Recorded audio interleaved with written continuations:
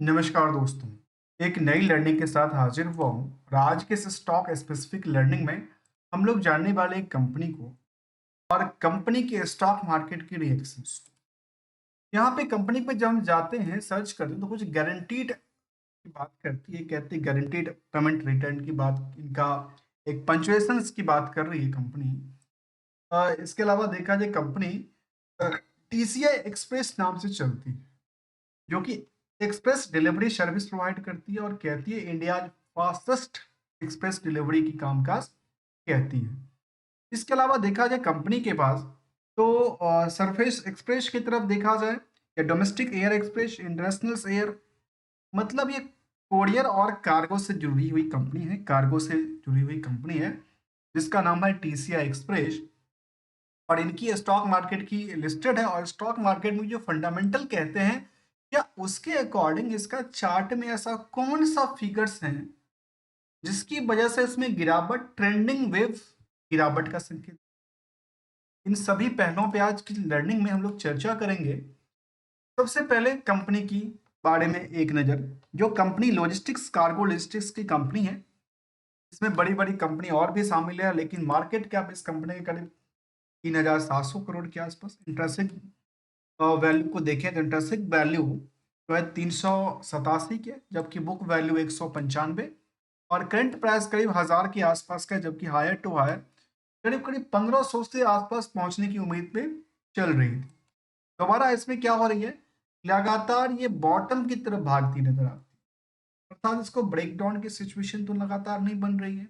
या यहाँ से इंटरेस्ट कम तो नहीं हो रहा है लोगों का, डिमांड को क्या कर रही है, सप्लाई तो नहीं बढ़ रही है। जहां तक कंपनी के बारे में देखा जाए तो कंपनी के इंडस्ट्रियल पी के अकॉर्डिंगली यहाँ आज भी देखने को मिलता है कि ओवर वैल्यूड है। कितने, नियरली 10% के आसपास, जबकि कंपनी की आरओई और आरओसी अच्छी खासी परसेंटेज रिटर्न की बात करती है। प्रमोटर की होल्डिंग भी करीब 70% के आसपास।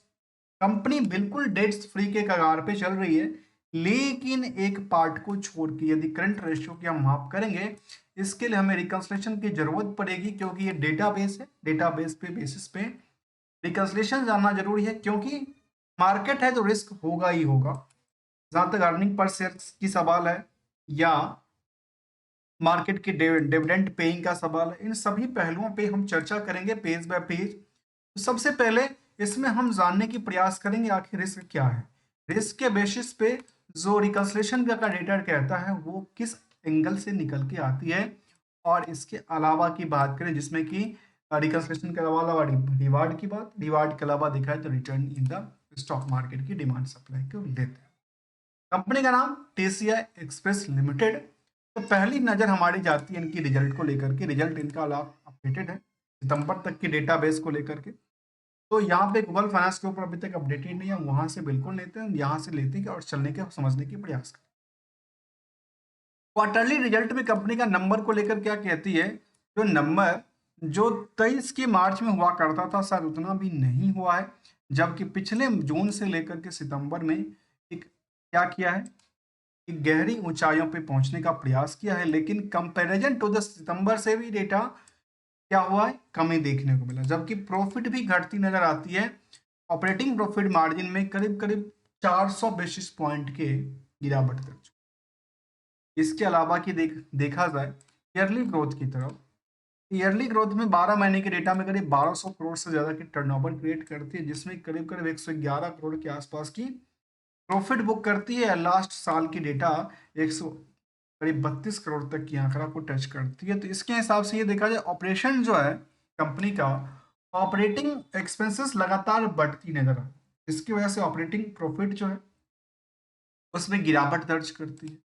लेकिन यहां तक क्या कहती है, ट्रेंडिंग वे गिरावट का है। क्यों गिरावट है, क्योंकि चार्ट भी इसका उसी आंकड़ा से गिर रही है। तो इसके लिए हम यदि पिछले 5 साल के डेटा की बात करें, एक पिक पे आने के बाद मार्केट में लगातार बॉटम टू बॉटम को क्या कर रही है, ब्रेक डाउन करती हुई नजर आती है। तो ये कब तक चलेगी, क्या संकेत देता और क्या गोल्डन रूल को अप्लाई करना चाहिए, इन सभी पहलुओं पे हम एक एक करके डिस्कस करते हैं।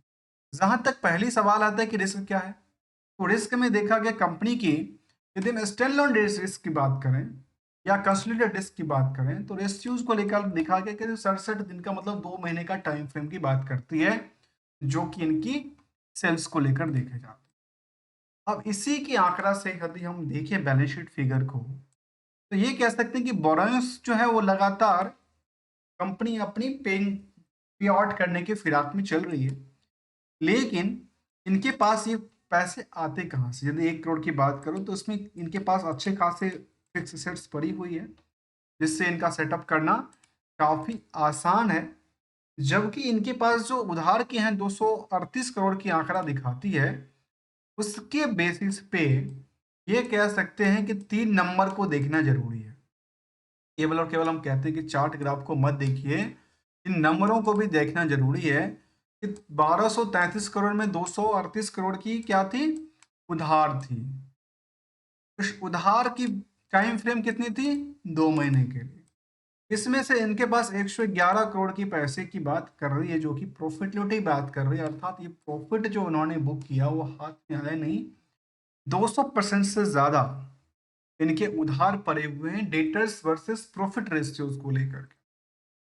ये थोड़ा सा चिंता का विषय है, बाकी बहुत बड़ा चिंता नहीं, केवल एक एंगल से इसको रिस्क माना जाता है, क्योंकि ऑपरेटिंग प्रॉफिट मार्जिन में लगातार गिरावट है comparison to the previous and previous to previous years को। इन्हीं पहलुओं की तरफ यदि हम देखें तो ये कह सकते हैं कि कंपनी में निवेशक का इंटरेस्ट कहाँ पे है। भले ही मार्केट गिरती हो, लेकिन कंपनी में फंडामेंटली ये भी दर्शाती है कि इंटरेस्ट मार्केट में बनी हुई है। किसको लेकर के? एफआई को लेकर के, डीआई को लेकर के। एफआई ने अपनी पोजीशंस को सितंबर में आकर के इंक्रीज किया। यदि टाइम फ्रेम की बात करता है, यदि 30 सितंबर तक डेटा है तो वो दिख जाती है, अदरवाइज मार्केट ने बेच दिया तो फिर उनका फर्क दिखता नहीं है, क्योंकि जब तक वो एक हायर वैल्यू नहीं करेंगे तब तक वो वॉलेटिलिटी के अंदर आती नहीं है। अदरवाइज क्या होती रहती है? वो ट्रेडिंग चलती रहती है थोड़ा बहुत करके। अब यहाँ पे देखा गया कि जो एफआई है, एफआई ने पोजीशन बढ़ाया, डीआई की पोजीशन सस्टेन करती है, आम पब्लिक के पास सस्टेन करती है, प्रमोटर भी लगातार बने हुए हैं और करीब करीब 50,000 के आसपास शेयर होल्डर की लिस्ट है इंटरेस्टेड की बात करूं तो। जिसमें डीआई की बात करूं तो डीआई में कुछ एचडीएफसी ट्रस्टीज जैसे कंपनी शामिल है, अर्थात इनको ऐसा लग रहा है कि आगे चल करके स्टॉक की परफॉर्मेंस बेटर हो सकती है, क्योंकि यहाँ से देखा गया कि लगातार बढ़ी है, थोड़ा बहुत करके बेचा भी है, लेकिन लगातार बढ़ती नजर आती है।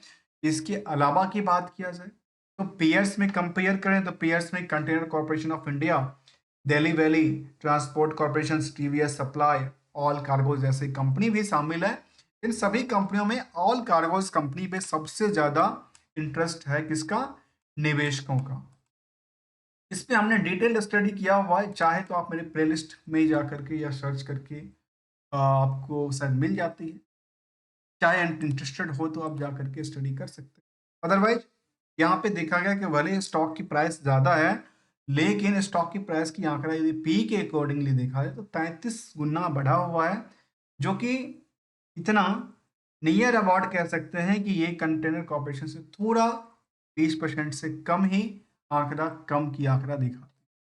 यदि ईयरली ग्रोथ की तरफ हम ध्यान दें तो कंपनी के पास सेल्स ग्रोथ कुछ है नहीं, प्रॉफिटेबिलिटी को लेकर के डिक्लाइन करती है, स्टॉक प्राइस सीजीआर में डिक्लाइन कर रही है, रिटर्न ऑन इक्विटी थोड़ा सपोर्ट दे रही है। मतलब यान तीनों जो इनकी सेल्स को लेकर, प्रॉफिट को लेकर के डेटा है, रिटर्न इक्विटी को लेकर डेटा है, ये कुछ अलग दिशा में जा रही है और इन दोनों की दिशा कुछ विपरीत चल रही है, जिसकी वजह से स्टॉक पिक प्राइस में करीब करीब विपरीत दिशा में देखने को मिला कि सीजीआर के बेसिस पे 26% तक की गिरावट दर्ज कर। अब सवाल आती है, जो क्या निवेशकों को कंपनी कुछ देती लेती भी है या नहीं देती? अर्थात कंपनी नहीं, मैनेजमेंट की बात करूं, आखिर मैनेजमेंट की रवैया कैसे, इन रवैयों की तरफ ध्यान दें तो कंपनी डिविडेंड के लिए अनाउंसमेंट किया था और अभी अनाउंसमेंट किया है कि उनको 3 रुपये के आसपास डिविडेंड देगी। इससे पहले भी कंपनी ने फाइनल डिविडेंड दिया था 2 रुपये। और इसी साल की यदि बात करूं, यदि 24-24 की बात करूं, इस साल में अभी तक ये करीब 8 रुपए की डिविडेंड डिक्लेयर कर चुका है, जो कि लास्ट अभी 3 रुपए का डिविडेंड मिलने वाली है कहाँ पे, नवंबर के अंदर। लेकिन स्टॉक की परफॉर्मेंस की चिंता करें तो लगातार यहाँ पे गिरावट, लेकिन जिन लोगों ने बॉटम पे लिया उनके लिए सोने पे सुहागा बन रहा। क्यों? कि हमेशा कोई ना कोई खरीद रहा है, कोई ना कोई बेच रहा है। ऐसा नहीं है कि मार्केट में सब के सब बैठे हैं कि अब हमें नहीं लेना, अब हमें खरीदना है। कोई बात नहीं होता। मार्केट एक अलग दिशा से चलती है, और मार्केट जब आप देखते हैं, मार्केट जाते हैं तो एक अलग दिशा और अलग लर्निंग पॉइंट ऑफ व्यू मिलता है, हमेशा मिलता है। जहाँ तक सवाल बनती है कंपनी का आउटकम को लेकर के, जो कि लेटेस्ट अपडेट आया था कंपनी को लेकर के, जहाँ पे कंपनी ने कहा कि हमारे पास जो मीटिंग्स हैं, जो कॉन्फ्रेंस हुआ था इसका, इसको लेकर के, निवेशकों को लेकर के, उनमें क्या अपडेट आया। वो कहती कंपनी, हमारे पास जो अपडेट था उसमें हम लगातार अपनी empowering business with express speed के साथ बढ़ाती नजर आते हैं, जहाँ पे फास्टेस्ट डिलीवरी की बात करती है इंडिया में। इसके अलावा 2016 में देखा गया कि ईयर में लिस्टिंग होती है, बाद में नवा देखा गया कि लोकेशन 60,000 से ज़्यादा लोकेशन सर्व करती है कंपनी। एयर गेटवे की बात किया जाए, या फिर वर्क फोर्स की बात किया जाए, या फिर ब्रांच सेटअप की बात किया जाए, या फिर सॉर्टिंग सेंटर की बात किया जाए, कंटेनर्स एंड व्हीकल की बात किया जाए, करीब 5,000 से ज़्यादा, 6,000 के आसपास किनके पास कंटेनर और व्हीकल की बात करती है।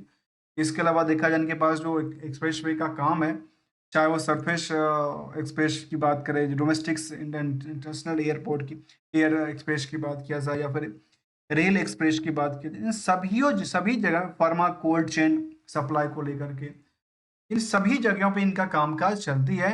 और यहाँ पे इनके पास जाके रेल एक्सप्रेस को लेकर देखा करीब कहती है कि हमारे पास 5,000 से ज़्यादा बेच कस्टमर हैं, 150 रूट प्रेजेंस करती है company, C to C expressway की बात करती है। इसके अलावा कहती है कि हमारे पास जो कि रिवेन्यूज मॉडल है वो लगातार बढ़ती नजर आती है, कई बार मार्जिन में 12% 13% तक उछाल आती है, प्रॉफिट आफ्टर टैक्स में 8% की मार्जिन आती है।